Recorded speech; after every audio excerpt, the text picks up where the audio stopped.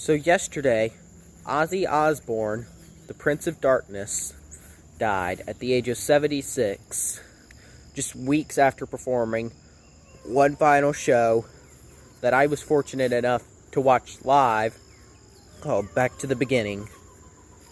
So, Ozzy Osbourne's family posted on his social media, "It is with more sadness than mere words can convey that we have to report that our beloved Ozzy Osbourne passed away this morning."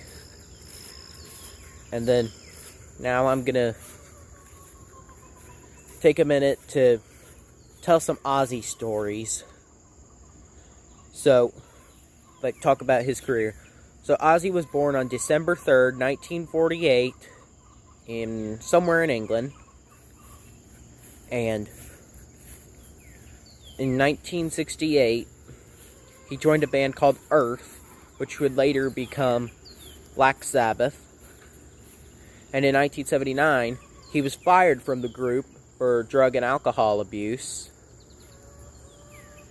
And then he got replaced by Ronnie James Dio, who would later go on to form the band Dio. Sorry if I look a little dark.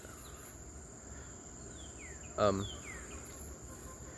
then Sharon Osbourne actually was not Ozzy's first wife. It was a woman named Thelma Riley. They married in 1971, and then she divorced him in 1982 for his drug and alcohol addiction. And then Sharon, who was his manager, and her dad was actually the first manager of Black Sabbath. They married on July 4th, 1982.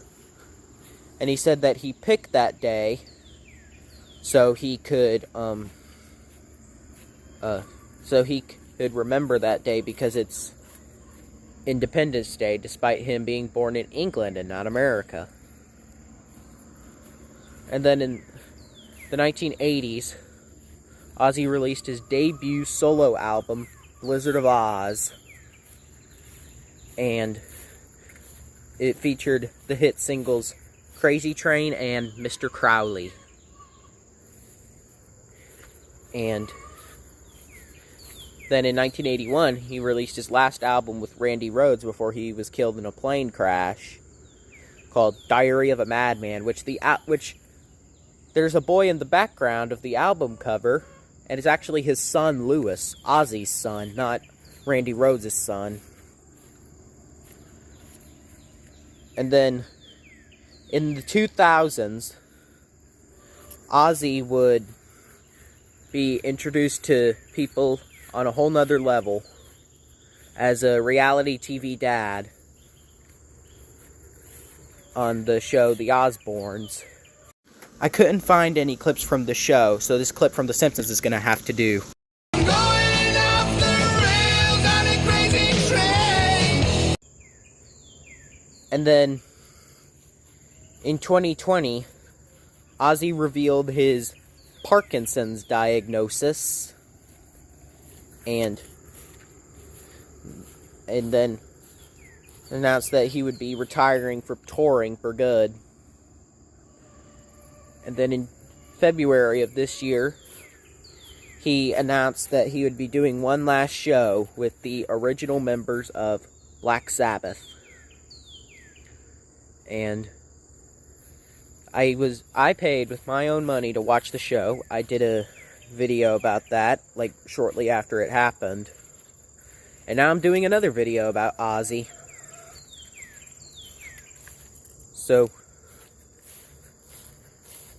And now I've got some Ozzy stories to tell.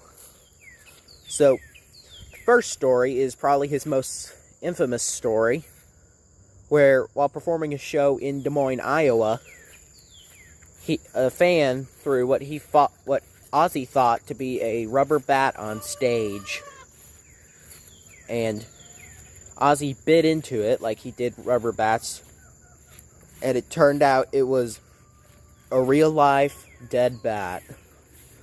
And he went to the hospital to get rabies shots. Now, another story is that he peed on the Alamo in San Antonio, Texas, and got arrested for it. Now, I know I've told this next story on the channel before, and I'm going to tell it again, because it's that famous. So, it's kind of gross. So skip to this number right here on the screen. So, Ozzy was on tour with Motley Crue, and we're staying at like a Four Seasons hotel in Lakeland, Florida, when Ozzy wanted some drugs to snort up his nose. And then they didn't have any, so he found a line of ants and snorted them up his nose. And they were basically trying to outgross each other, so Nikki Sixx started peeing by the pool. Then Ozzy licked up the pee. And